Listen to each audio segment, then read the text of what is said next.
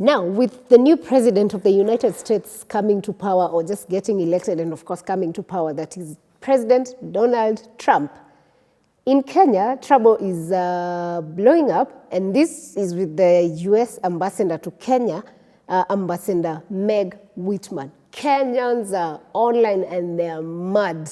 And they've even come up with a hashtag that says, "Resign Meg Whitman, recall Meg Whitman."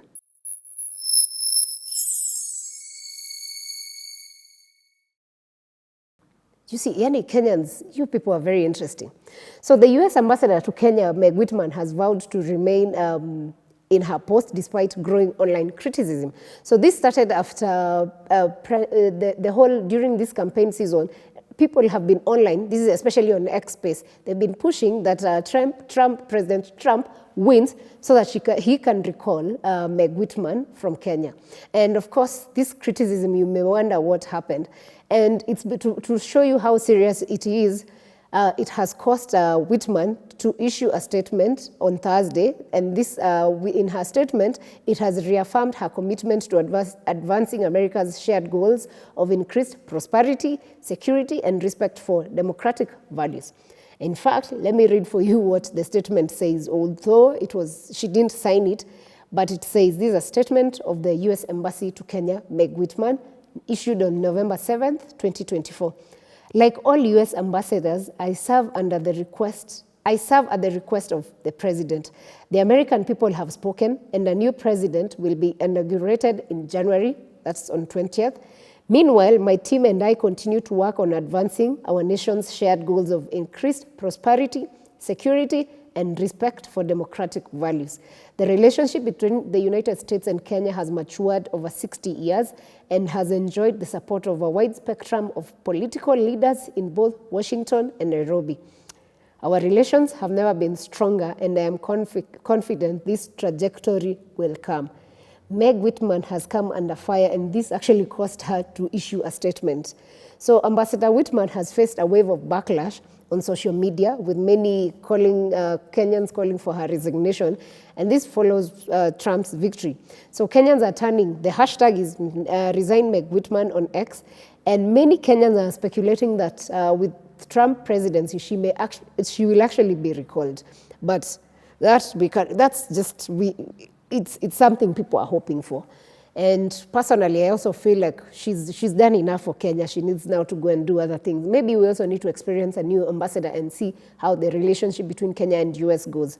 So Whitman has been a target of criticism for the past 2 years over her perceived meddling with political affairs in Kenya. I don't know if it's perceived or it's the reality, but she's been too much in our political space, domestic affairs, and her outspoken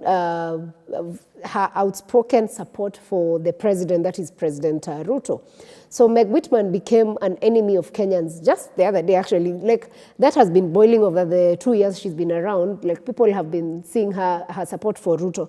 But in the last, say, 2-3 weeks ago, now that pushed people to the wall when she refused to sign a statement that was issued by Western envoys that was condemning the abductions, killings, and torture of young people.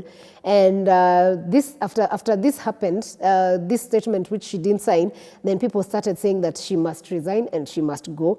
And here is the statement which she did not sign, but it had other embassies that signed. So there was an issued joint statement by ambassadors and high commissioners that was issued on 31st October 2024, which read, "We extend our congratulations to Kenya on its election to the United Nations Human Rights Council. The council faces great challenges in promoting and protecting human rights worldwide, and its work is ever more essential." So the statement is a bit long, but the part where they called out was Kenya's own constitution in its national legislation set out the rights and fundamental freedoms of which each of its citizens are entitled. It establishes the Bill of Rights as the framework for its economic and social policies. Upholding human rights leads to stability and prosperity. Therefore, we note our concern over ongoing reports of arbitrary arrests and enforced disappearances, Despite High Court rulings, it is crucial to ensure the rule of law prevails and the rulings of the judiciary are followed.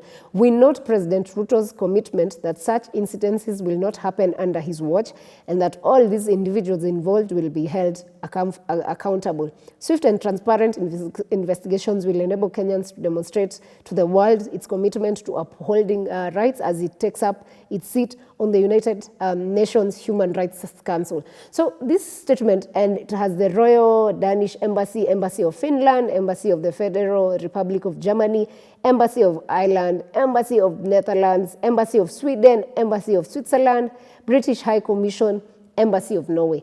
But the United States did not sign this. So after this statement, where she ignored, and the outcry of Kenyans of people being abducted was so much, then after this, Kenyans really got mad with her. So on Thursday, the U.S. Secretary of State, Antony Blinken, in a call with President Ruto, actually President Ruto tweeted that they had a call together. Blinken reiterated that Washington's concerns to President Ruto, urging accountability for security forces reportedly involved in the violence and abductions during the youth-led protests in June and July. So Blinken's message emphasized on the importance of constructive engagement with Kenyan youth, civil society and the public, which reflects the ongoing diplomatic concerns over Kenya's handling of the protests. I mean, Kenya has not handled these protests in the best way possible. In fact, up to now, there are people that are still missing. And we also lost about over 60 people died from these protests. So with this, then the Western are now also starting to see maybe we supported a candidate or a president who's not meeting or keeping the promises that he kept, because he said people would not be kidnapped, people would not be killed. But what have we seen? We have seen the opposite. So I'm hoping President Ruto is seeing this and is actually reworking to ensure these things don't happen, because it's too much. You can't kill everyone. You can't keep killing the youth when they want to fight for a better nation. The fight for a better country is not just for the youth. It's for every citizen. And after all, that's why you're put in power. You're not put in power to come and topple the youth and, make sure life is hard for everyone. You're put in power to make a country better. So simply make Kenya better. People voted for you because they trusted that you could do it. Do it for them. You're in power. It's your season. So make that happen. So something else that is also pushing Meg Whitman was that last year, former Prime Minister Raila Odinga, who is also the AUC, African Union Commission chairperson, he's running for that post. He publicly criticized Whitman for describing the 2022 presidential election as the most free and credible, and called her a rogue ambassador. So this issue of Meg has been boiling in Kenyans just slowly, because this was immediately after elections in 2022, and up to now, we're still seeing it happening. So Raila Odinga said, tell the rogue ambassador that Kenya is not the United States and Kenya is not a colony of the United States. And actually they were attending an event for the Council of Governors, a devolution conference that was going on. And he added, keep your mouth shut when you're here, otherwise we will call for your recall. Raila said this in 2022. Maybe it was too soon to speak back then, but now Kenyans are calling it. 2 years later, it's coming to pass. So maybe Meg should rethink of how she's been dealing with Kenya. But the ambassador has praised President Ruto as a strong, strategic, smart, and someone who gets things done. Is it so? Kenyans don't feel that.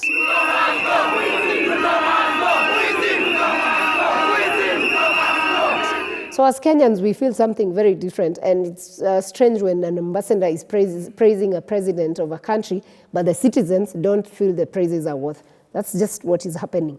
So Whitman was confirmed by the U.S. Senate in a unanimous vote on 14th July 2022, when she presented her credentials to the then President Uhuru Kenyatta. And unlike like some of her predecessors who are often vocal in their criticism of corruption, human rights, and abuses in Kenya, she just prioritized a commercial diplomacy. Like all she's been doing is telling American investors, come invest in Kenya. We don't have a problem with that, by the way. You can come invest, but you can't invest in a country where young people are killed. You can't invest in a country where there is no respect for human rights. That will not add any value, because then what's the need? So while she raised concerns about human rights violations such as state sanctions, abductions, people feel she has spoken when it's too late. Like when she needed to call out the leader, she did not. Now she's trying to make it clean with the people, but the people are tired. And the election of Trump has just now maybe made Kenyans feel that we have a new president, and maybe because people look at Trump as someone who listens, maybe he might just come across Twitter and see what Kenyans are saying and, recall her. So with a change in leadership, it's expected she might go back. Maybe yes, maybe no, but that's what is going on. So also, to prove to you that Meg is a bit influential as a business person, when President Ruto visited the United States, it was evident in the relationships that were done and how the event went. Like, you could see she's really powerful, and it's a thing that even most US ambassadors don't get access to what she had. So it's evident out here. So while past US envoys have balanced political and human rights advocacy, she has leaned to her, business, commercial part. So, and her close connection to President Ruto and apparent keeping distance from the political controversies have made Kenyans angry, and this is why people are still doing that hashtag. So although Whitman did not address questions about, in her statement, whether she would resign, should the White House instruct politically appointed ambassadors to step down with a new administration, she assured that she will work with her team and continue advancing the nation's shared goals. So that is something we are watching. Trump is being sworn in on 20th January, and as Kenyans, our eyes are on White House to see what happens, and to see actually to the US Embassy in Kenya just to see what happens. So, and as an ambassador, when you come to a country like Kenya, I think putting people first is important, and especially where it has to do with human rights, that must be respected across. And that's why even with the statement that was done by embassies, Kenya got a post at that level. So if you're getting a post at that level, it means you should be doing that at home first. So you start here, so that by the time you're going international, then we have a respect for democracy. That is, if indeed we respect democracy. So that's the story of Meg Whitman. That's why Kenyans are mad. And as it is, just go to Twitter if you haven't seen. Thanks for watching this video. You can actually tell us in the comment section what you think about her 2-year service to Kenya. Do you feel she gave the best? Do you feel no? Or do you just feel nothing? Well, share with us in the comment section. Thanks for watching. We'll see you on the next episodes.